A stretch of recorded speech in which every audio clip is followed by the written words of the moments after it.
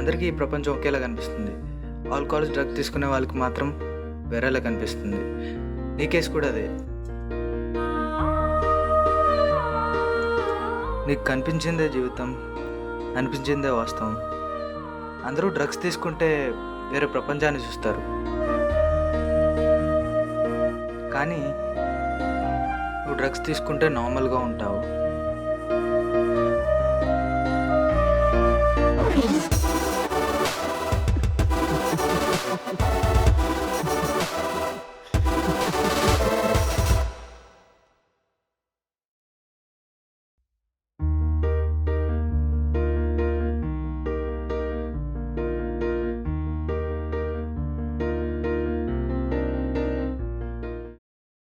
ఇంతకీ మీలో కారు ఎవరికి నేర్పించాలయా?